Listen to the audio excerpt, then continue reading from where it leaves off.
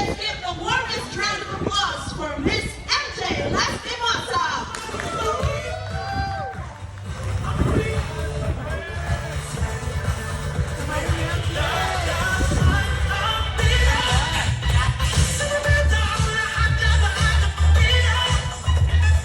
Magandang tanghali po sa lahat and thank you Jojo Bragais for inviting me here. Of course, nung sinabi niya may time ba daw ako, ang dami kong time.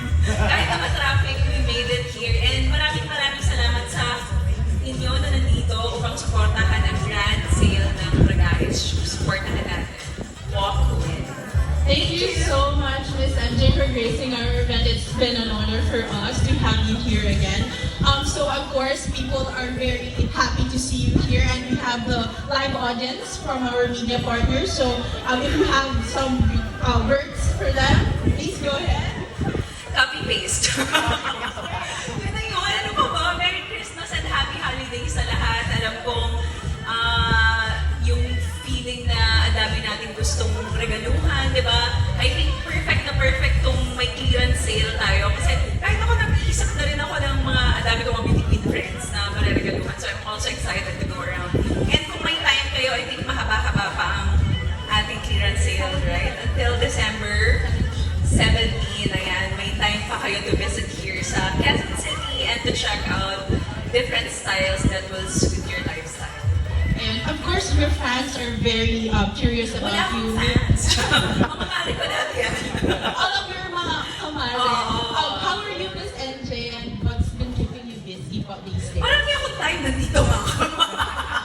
Hindi, alam niyo naman, nag-host ako ng mga pageants and medyo busy December kasi syempre maraming Christmas parties, maraming pera. Yun lang naman yung pinagkakaabalahan ko ngayon and I'm glad that I have time to come here and to support Jojo Bragais kasi he's been very supportive of Philippine pageantry at nakilala na rin tayo sa international stage because of him sponsoring some big platforms, diba? So, nakakatuwa na nakikilala yung gawang Pinoy, talagang locally made talagang Bragais shoes. Kaya I'm very proud of that. And I think I've been hosting a lot of provincial, city, local pageants around the Philippines.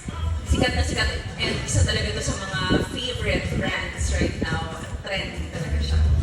Speaking of shoes, Miss MJ, as a pageant queen, turned career woman, we would like to ask, what Jojo Bragais pair would you recommend to our girl bosses out there? Of course, the Rabia line. Ilang dahil kumare natin si Rabia and medyo, syempre nagkakaedad na tayo, medyo sumasakit yung lower back natin. Yung Rabia line kasi, wala siyang platform. So, for me, as a career woman, mas nasa line na ako na mga ganun yung mga gusto kong suotin. Mas bagay na siya sa mas casual outfits that I wear for meetings and for just casual events that I attend. So, I suggest you check that out.